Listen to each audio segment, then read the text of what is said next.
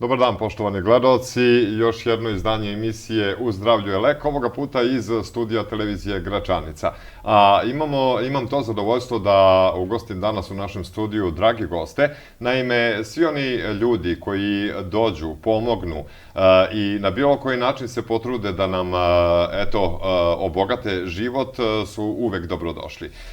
Ovoga puta gosti iz daleke Amerike, iz Srpsko-američkog medicinskog udruženja ili asocijacije, doktor Ivan Aksentijević i gospodin Zoran Mladenović, inženjer. Inače, doktor Ivan Aksentijević je predsjednik udruženja, zatim član gospodin Zoran Mladenović.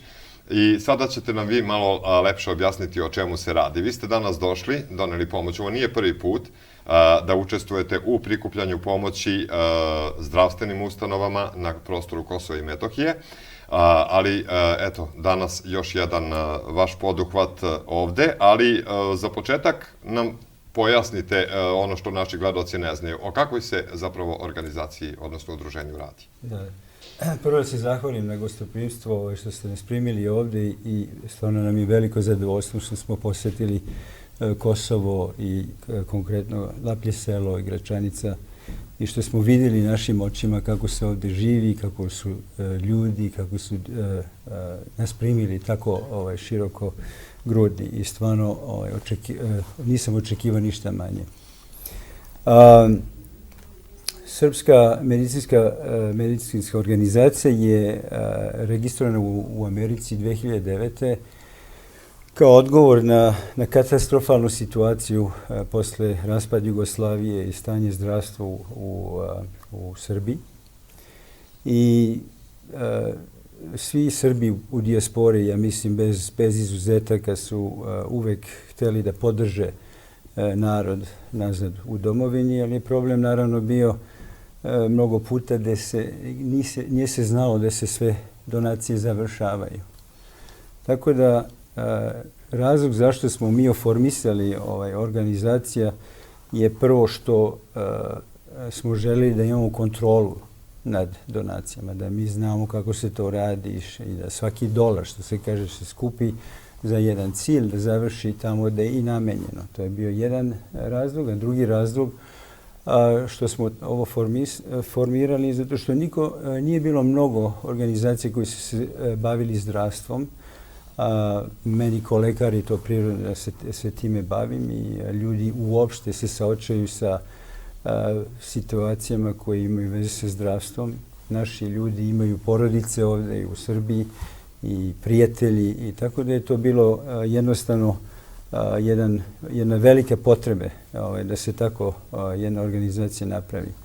Mi smo to organizovali po američkim zakonima,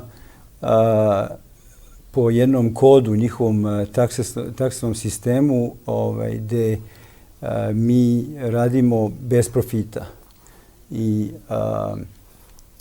tako da ljudi koji daju i pomažu akcije ili misije koje podržavaju samu, mogu da budu oslobođeni deo poreza kad daju pare kroz nas.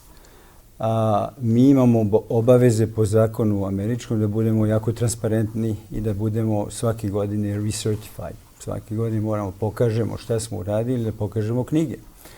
I to tako je krenulo.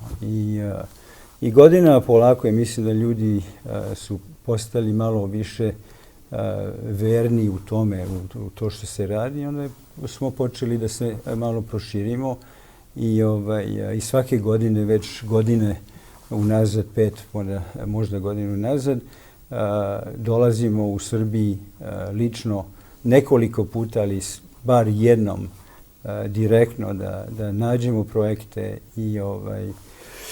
i da vidimo šta možemo da pomažemo, da ima nekog smisla, da je to nešto što mi možemo da završimo i da to pomaže tamo da je i namenjeno. Kao što sam rekao, mi dosta transparentno radimo, znači možete svaki čovjek... Što se vidi na sajtu, ima cifara... Može da vidi tačno koliko nam je stanje na računu danas i sutra kad potrošimo za Laplje selo, recimo. I i vidjet ćete tamo ko je dao i koliko je dao. Jedino ako nam kaže da ne pokaže, mi nećemo, ali obično pokažemo sve. I onda projekte dolaze neki sami od sebe, ljudi se jave, a i nekad mi nalazimo projekte. Evo ovdje konkretno projekat u Laplje selo je došao tako što se doktorka Krđić javila nama na internet e-mailom za potrebe u veze pedijatrije, ovdje situacije na pedijatriji u Laplje selo. I onda smo tako ušli u kontaktu. To je relativno mali projekat, ali nama je jako bitan zato što se radi o Kosovu i radi se o našim ljudima i znam da je to mali financijski projekat, ali što se tiče moralno ili srca, što kaže, nama mnogo znači, što smo ovde i da pokažemo našim ljudima da, iako smo daleko, iako bi volili mnogo više da radimo, evo, bar toliko, i mi se stvarno nadamo da ćemo nastaviti tako i da dođemo i da koristimo vašu ljubaznost i da nastavimo da pomognemo ako možemo da pomognemo. Da. Gospodine Mladenoviću, šta ste vi to doneli zapravo danas? I uopšte, kakav je vaš utisak? Videli ste to odeljenje pedijatrije. Ono uopšte nije reprezentativno, tu puno toga treba. Pa tu puno toga treba, počevši od zgrade i prostora koji je montažni objekat. Tu ima dosta problema i sa kvalitetom poda, održavati higijenu na takvom podu, u takvim prostorijama nije lako. Znači, počevši od prostorija, od nameštaja, pa onda idemo dalje od svih aparata. Mislim, i kad je ta bolnica napravljena po rečima ljudi koji rade tamo, nije bila nikakva oprema i brat doktorke Krđić je to primetio i rekao je kako može da se radi u ovakvim uslovima, kako možete da radite bez takve opreme.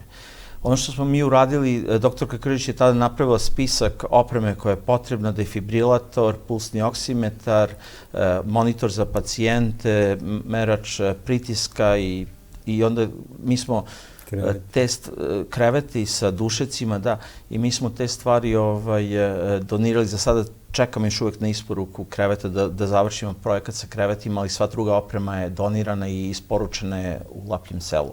Tako da se nadam da će to pomoći ne samo lekarima tamo, nego i pacijentima da ne moraju da putuju za neke osnovne stvari, da ne moraju da idu dalje u Mitrovicu ili u Niš ili u Leskovac, već da mogu da obave preglede i dijagnostiku ovde. Da. Vi ste imali još mnogo projekata, gledao sam na sajtu.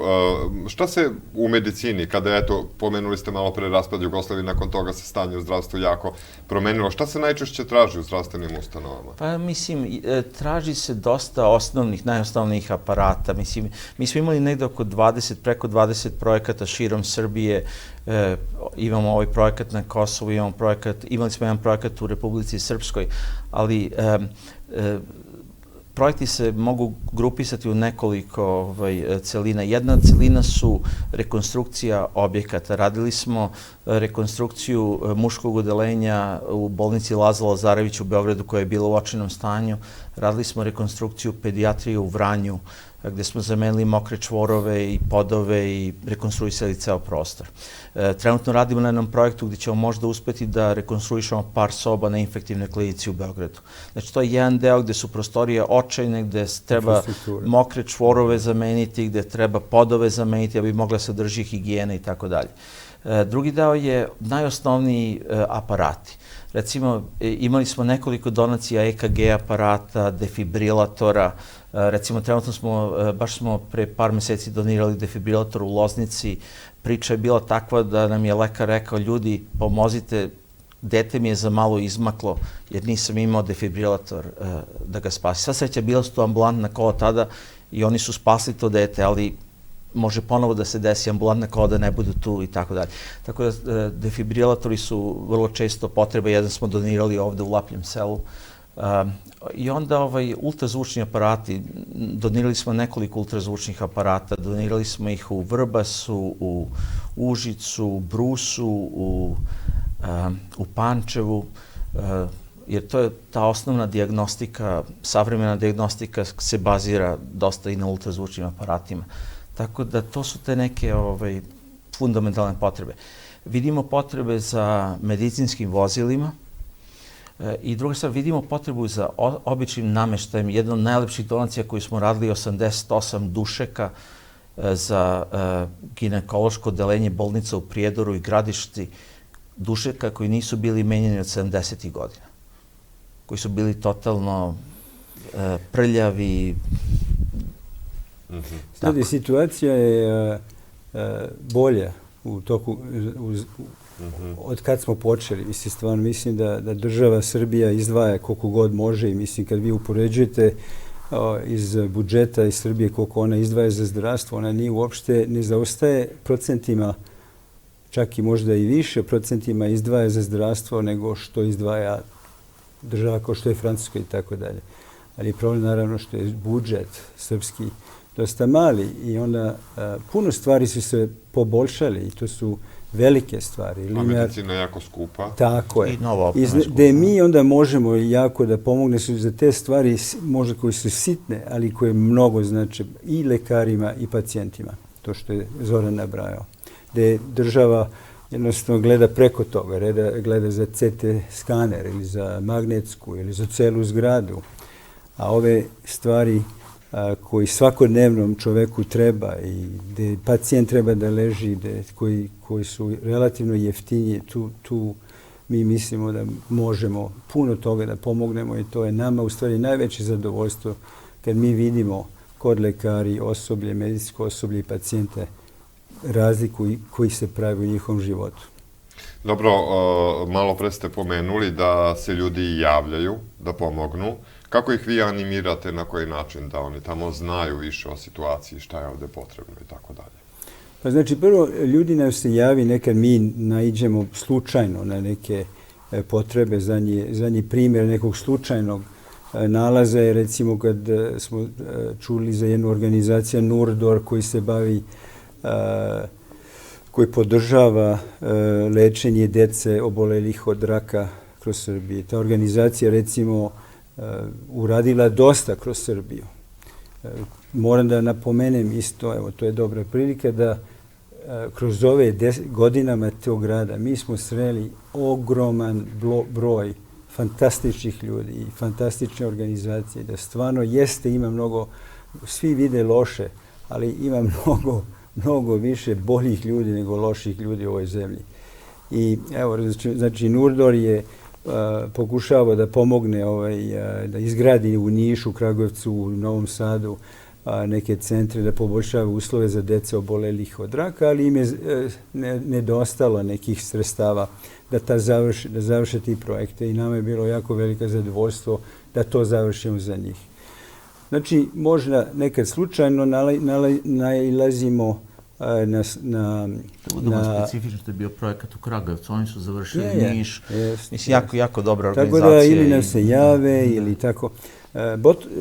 Ono što je osnova je da mi svaki projekat razmatramo individualno za sebe. I mi odemo to lično da proveravamo. Radimo po nekim principima gde vrlo malo ima mesta za loše transakcije. Ne dajemo keš nikome. Ako je oprema, mi kupimo opremu našim uslovima i to postavljamo tako dalje. Ako je zidanje, mi nalazimo ko će to da zida, a ne vi. Tako da kontrolišemo koliko god možemo da to bude usmereno kako treba u potpunosti. Nalazimo načine da uvozimo stvari i da ne plaćamo PDV. Tako da na mnogo načina mislim da kontrolišemo te projekte i znači biramo ih i kontrolišemo kako se oni razvijaju.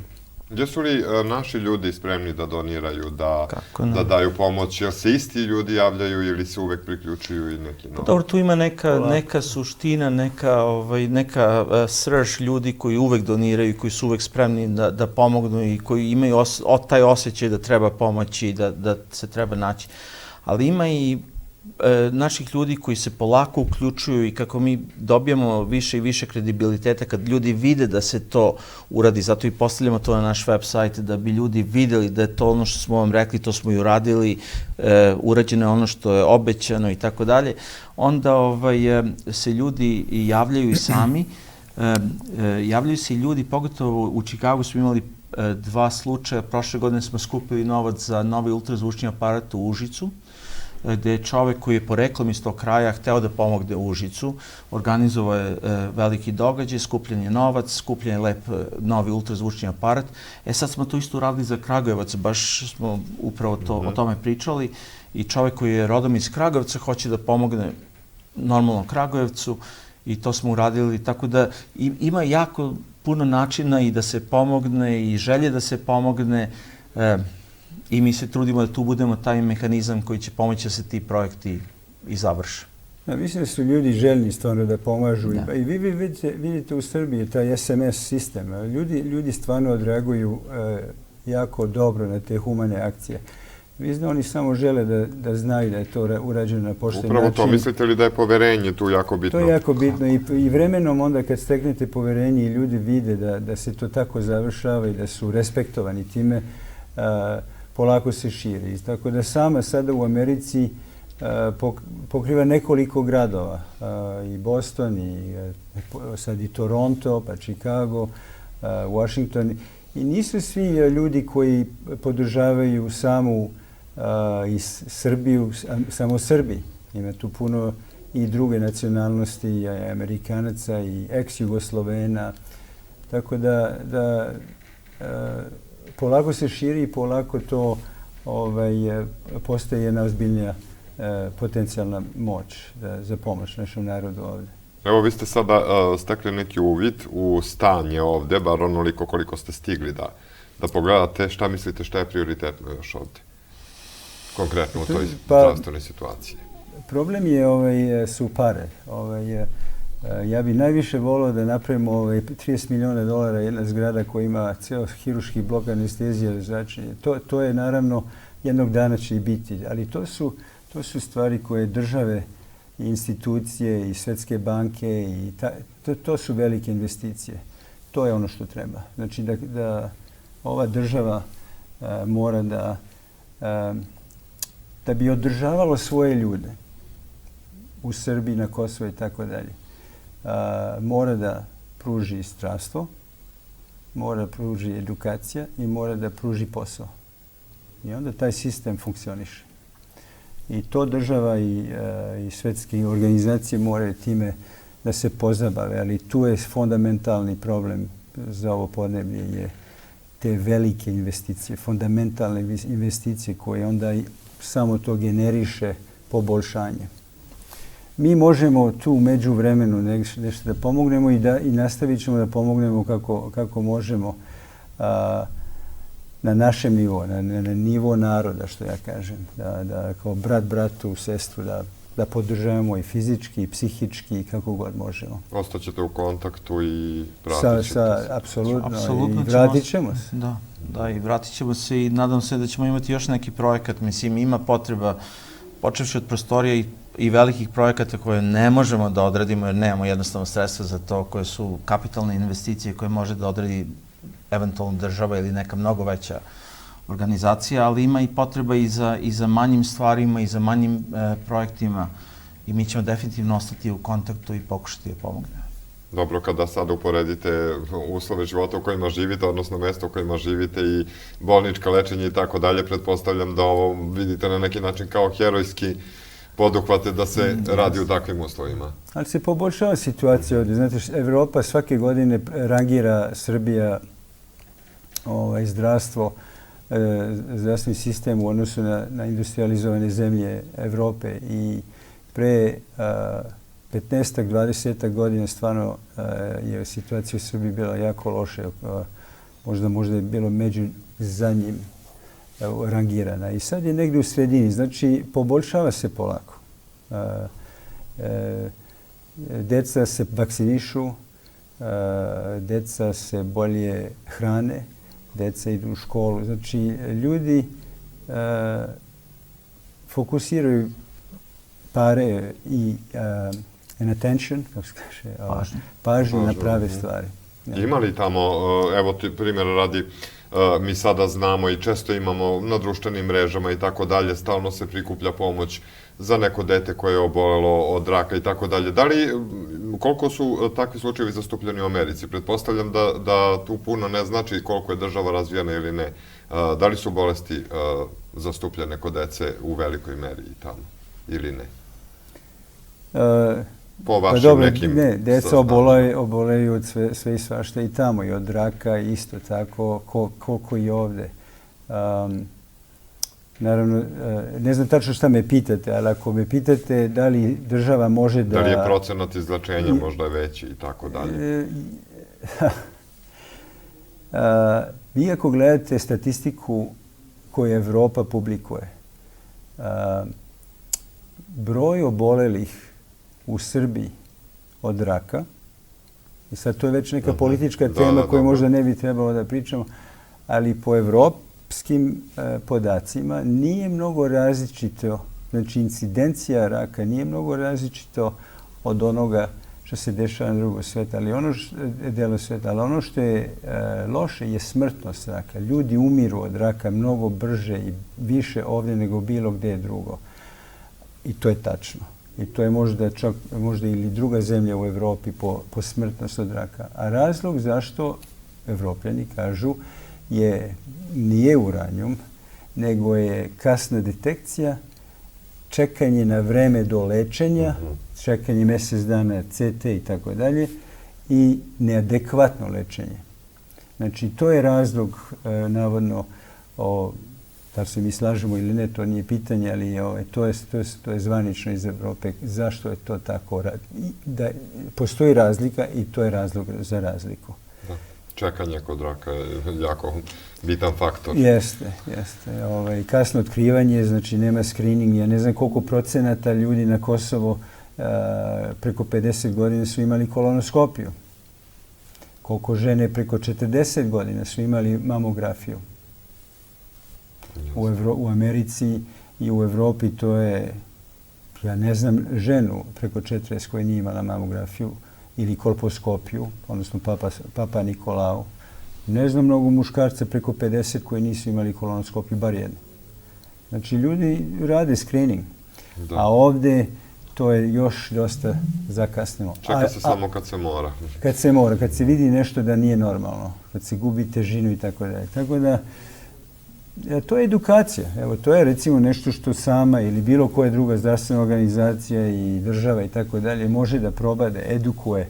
Evo, cilj vaše emisije, recimo, da edukuje narod, da obrati pažnju na te stvari, da ne bude lenj ili komplezant, da to uradi. Da, na vreme. Koji su vaši naredni planovi, projekti? Imate li nešto već u planu? Dalje ne mora da bude vezano za ove prostore, mislim uopšteno. Pa imamo već u planu, pomenuo sam infektivnu kliniku u Beogradu na kojoj radimo projekat da se renovira nekoliko prostorije i da se eventualno kupi respirator tamo. Pokušat ćemo, imamo na listi isto tako i potrebe za ultrazvučnim aparatom u Čačku. Sutra obilazimo Zaječar, gde ćemo razgovarati sa ljudima iz Zaječara, Bora i Knjaževca, da vidimo kakve su potrebe u istočnoj Srbiji. Imamo jednu potrebu isto tako za prenosnim inkubatorom iz Kraljeva, što nam je na listi. Tako da imamo lepu listu projekata za koje se nadamo da ćemo ili ove ili iduće godine uspeti da ih završimo. Da, vremenom to i uz interesovanje. Kolika je zapravo organizacija? Koliko je vas... Mi nemamo članarina i to smo svesno odlučili da tako radimo. Mi smo, kao što smo rekli ranije, svi volonteri i zavisimo od ljudi koji doniraju. Ali sada, znači, koliko je baza ljudi koji aktivno doniraju, ja mislim ti to najbolje znaš, ali ja bih rekao oko 400. Šta ti misliš? Tako nešto, ali ja mislim da je pitanje kolika je naša organizacija. Pa naša organizacija je 5-6 ljudi, jedna osoba ovde koja nam pomaže isto tako sa projektima, par dodatnih prijatelja u Americi. To je to, mislim, to je ta, još uvek smo relativno mala I to je tema naših razgovora, by the way, kako da budemo the next step. Zato što smo sad u jednom momentu gdje smo rasli i sad je pitanje ako hoćemo da idemo na taj drugi nivo malo veći, kako se to oformiše ta korporacija ili već. Da, ali dobro što vas je manje, to vam je angažovanje veće, verovatno uposleni ste. Ali zato je i kost manji. Zato je trošak manji. Dobro, mi sve radimo totalno volonterski i stvarno nam je cilj da bukvalno 97-98 centi od svakog dolara koji se donira da dođe tu gde treba da dođe, da se... Nama je cilj da pomažemo ljudima. I ljudima koji su našeg porekla i odakle smo mi i odakle su naše familije. Ja sam pola Srbin, samo da to preciziram. Ali da to nama je cilj, to je nama najveće zadovoljstvo. I da pokažemo ljudima koji su u većoj nevolji nego mi, da nisu sami, da nisu zaboravljeni, da i mi bi voli da radimo više, ali da mislimo o njima. I da li su oni u Vranju ili u Beogradu ili Pančevu ili na Kosovu, to je isto. Da. Pa dobro, vi ste transparentni na svom sajtu, ljudi se mogu uputiti i samim tim tamo sve stoji. Naš sajt, ne znam da ću pisati na vašem ekranu, ali naš sajt je www.serbianama.org. Jeste. Ja sam pregledao sajt, svi projekti dosadašnji su opisani, bit će i ovaj verovatno uključen već narednih dana. Da li to po principu dobar glas daleko se čuje, da to privlači već da se neko drugi javi? Pretpostavljam da je tako. Svi su dobrodošli. I svaki projekat i svaka sugestija je dobro došla. I ne samo za infrastrukturu i za mašine, nego i obrazovanje ili kurseve za pacijente. Znači, mi ćemo prihvatiti svaka ideja i financirati sve što ima nekog smisla nama i što može da se uradi pošteno. Da. Eto, malo pre ste pomenuli lepu temu, što je tema za razmatranje i za priču da se ljudi malo više edukuju u tome da na vreme odlaze kod lekara i da rade screening i da jednostavno se interesuju za svoje zdravlje. To je ovde još uvek na jednom nižem stupnju i bilo bi fino da se edukuju na bilo koji način. Bilo putem sajtova ili na bilo koji drugi način. To može vaša pomoć da bude također dobrodošla. Apsolutno. Tako je. I da nam prenesite svoje iskustva, naravno, od preko okeana. Iduće godine kad budemo došli ponovno. Da. Hvala vam što ste bili gosti i na našem podneblju ovde, a i u našoj emisiji danas. Naše zadovoljstvo. Hvala. Eto, poštovani gledalci, bili su to doktor Aksentijević i gospodin Mladenović, članovi Srpske američke medicinske asocijacije, koji će, nadam se, ponovo u neko dogledno vreme biti naši gosti. Oni su danas donirali izvesnu pomoć u Lapljem selu, a ovo je bila emisija U zdravlju je lek. Hvala vam na pažnji i prijatan dan.